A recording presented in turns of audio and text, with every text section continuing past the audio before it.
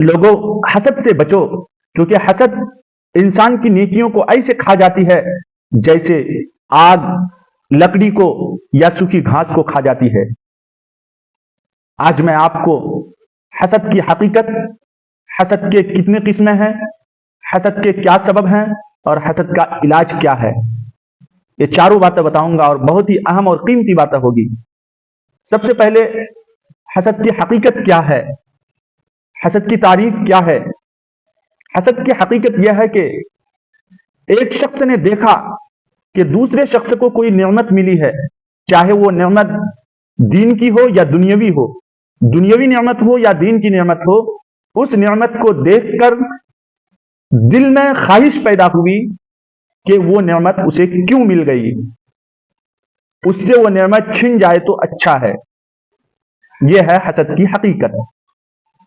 مثلا ایک شخص کو اللہ تعالیٰ نے کوئی نعمت دی ہے، مثلا دولت دی ہے یا شہرت دی ہے، عزت دی ہے، علم دیا ہے، چاہے کسی لائن کی نعمت دی ہو اللہ نے اسے، چاہے دنیاوی اعتبار سے مالدار بنایا ہو یا دینی اعتبار سے علم دیا ہو، اب اس نعمت کو دیکھ کر دل میں خواہش پیدا ہونا کہ اسے یہ نعمت کیوں مل گئی ہے، اس سے چھن جانی چاہیے، یہ حسد کی حقیقت ہے۔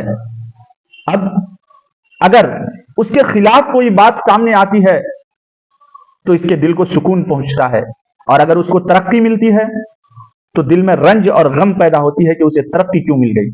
یہ حسد کی حقیقت ہے۔ حسد کی تین قسمیں ہیں، تین درجے ہیں، یاد رکھنے کی بات ہے۔ جب بھی کسی انسان کو حسد کی بیماری لگتی ہے تو یہ تین درجوں میں سے کسی ایک درجے کی اس کو بیماری لگتی ہے۔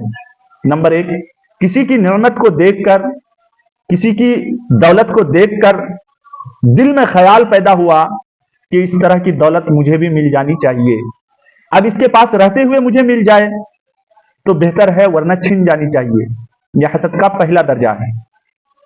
حسد کا دوسرا درجہ ہے، کسی کی نعمت، کسی کی دولت کو دیکھ کر دل میں تمنا پیدا ہوئی، خواہش پیدا ہوئی کہ اس کو جو نعمت ملی ہے اس سے چھن جانی چاہیے اور مجھے مل جانی چاہیے۔ یہ ذرا باریک بات ہے، تینوں درجے میں، تینوں قسم میں ذرا فرق ہے، اگر آپ غور سے سنیں گے انشاءاللہ بات سمجھ میں آئے گی۔ حسد کے پہلے درجے میں تمنا کیا ہوتی ہے کہ فلاں کو جو دولت ملی ہے، فلاں کو جو نعمت ملی ہے، وہ نعمت مجھے بھی مل جائے، اب اس کے پاس رہتے ہوئے مجھے مل جائے تو ٹھیک ہے، ورنہ اس سے چھن جانی چاہیے۔ حسد کے دوسرے درجے میں پہلے ہی قدم پر یہ تمنا ہوتی ہے کہ اس کو جو نعمت ملی ہے وہ چھن جائے، مجھے مل جائے۔ اور حسد کے تیسرے درجے، تیسری قسم ہے کہ فلاں کو جو نعمت ملی ہے اس سے وہ چھن جانی چاہیے، اب مجھے ملے یا نہ ملے کوئی فرق نہیں ہے، مگر اس کے پاس نہیں رہنی چاہیے وہ نعمت۔ یہ حسد کا تیسرا درجہ سب سے زیادہ غلیظ، خسیس اور سب سے زیادہ بری ہے حسد کی۔ تینوں درجوں میں سے سب سے آخری والا درجہ نہایت ہی ذلیل ترین حسد ہے۔ اللہ تعالی ہمیں اور آپ کو ان تینوں حسد کی قسموں سے ہماری حفاظت فرمائے۔ اب حسد کے اسباب کیا ہوتے ہیں، یعنی حسد کیوں پیدا ہوتی ہے دل کے اندر، اس کی ریزن کیا ہے، وجہ کیا ہے۔ دیکھیے، حسد کے دو سبب پائے جاتے ہیں۔ جس انسان میں یہ دو باتیں پائی جائے گی یقیناً اس کے دل میں حسد ہوگا۔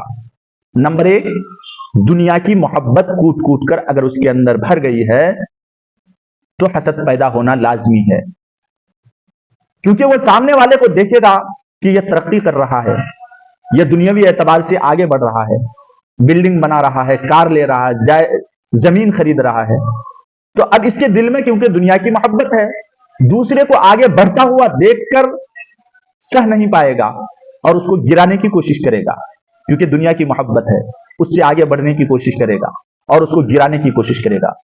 یہی حسد کی حقیقت ہے کہ کسی کی دولت کو دیکھ کر اس کے چھن جانے کا دل میں ارادہ اور خواہش پیدا ہونا کہ وہ نعمت اس سے چھن جائے۔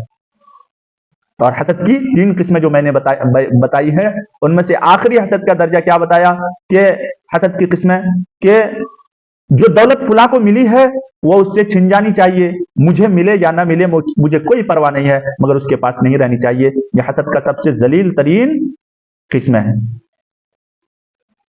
تو یہ دو سبب پائے جاتے ہیں. پہلا، دنیا کی محبت جس کے اندر ہوگی حسد لازمی ہوگا اس کے دل میں، کیونکہ دوسروں کو آگے بڑھتا ہوا دیکھ کر اس کو گرانے کی کوشش کرے گا.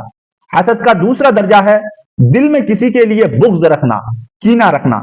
اس کینہ اور بغض کے نتیجے میں اس کے دل میں حسد پیدا ہوگی، کیونکہ جس کے لیے دل میں کینہ رکھا ہے، بغض رکھا ہے، اگر اس کو ترقی ملے گی تو اس کے دل میں کڑھن پیدا ہوگی، جلن پیدا ہوگی. اس کو کیوں ترقی مل رہا ہے؟ میں تو اس سے نفرت کر رہا ہوں، میں تو اس کے لیے بغض رکھتا ہوں، اس کو ترقی کیوں مل رہی ہے؟ اگر اس کو کوئی نقصان ہوگا تو اس کو سکون ملے گا. جس کے اندر حسد ہوگی اس کو سکون ملے گا. تو یہ دو سبب ہے، دنیا کی محبت اور کسی کے لیے بغض اور کینہ رکھنا، اس سے حسد پیدا ہوتا ہے. تو یہ دو سبب سے بچنا. اب حسد کا علاج کیا ہے؟ علاج کیسے کریں ہم اگر ہمارے دل میں حسد پیدا ہو گئے؟ اس کا سادہ سیدھا راستہ علاج کا یہی ہے کہ آپ ذرا گریبان میں جھانک کر سوچو کہ اللہ تعالیٰ نے 18,000 مخلوقات پیدا کیے. 18,000 مخلوقات کو پیدا کر کے یوں ہی نہیں چھوڑ دیا، بلکہ ان میں روزی تقسیم فرمائی ہے. اب اگر اللہ تبارک و تعالیٰ نے اپنے روزی تقسیم کرنے میں کسی انسان کو مالدار بنا دیا، کسی کو خوبصورت بنا دیا، کسی کو طاقتور بنا دیا، بہادر بنا دیا، کسی کو زیادہ دولت دے دی، کسی کو زیادہ حسن و جمال دے دیا، کسی کو منصب پر بٹھا دیا، تو یہ اللہ کی تقسیم ہے. اور اللہ کی تقسیم پر راضی رہنا ہمارا ایمان کا حصہ ہے. جب اللہ کی تقسیم پر انسان راضی رہے گا تو حسد کی یہ بیماری خود بخود ختم ہو جائے گی. جب انسان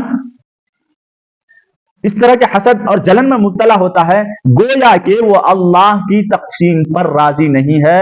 اس اعتبار سے عملی طور پر وہ اللہ سے گویا کہ مناظرہ کر رہا ہوتا ہے، اللہ سے جھگڑ رہا ہوتا ہے کہ فلاں کو کیوں دولت مند بنا دیا.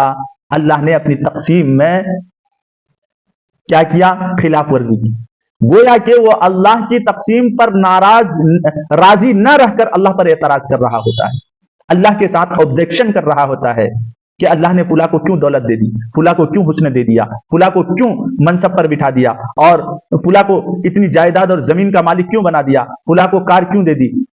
تو گویا کہ وہ اللہ کی تقسیم سے راضی نہیں ہے، اللہ پر ایمان نہیں ہے اس کا. تو اللہ کی تقسیم پر جب ہم راضی رہیں گے کہ اللہ اپنے مرضی سے، اللہ بہتر جانتا ہے ہر انسان کے احوال کو، کیونکہ پیدا کرنے والے خالق اور مالک وہی ہے، وہ بہتر جانتا ہے کہ کس کو کس حالت میں رکھا جائے. کیونکہ اس کائنات کے نظام کو جو میرا رب چلا رہا ہے وہ بہتر جانتا ہے کہ اس کائنات میں کون سا وقت، کس لمحے میں کون سا کام کیسے ہونا چاہیے، وہ بہتر جانتا ہے. اللہ کی تقسیم پر راضی رہنا یہ حسد کا علاج ہے. اللہ عمل کی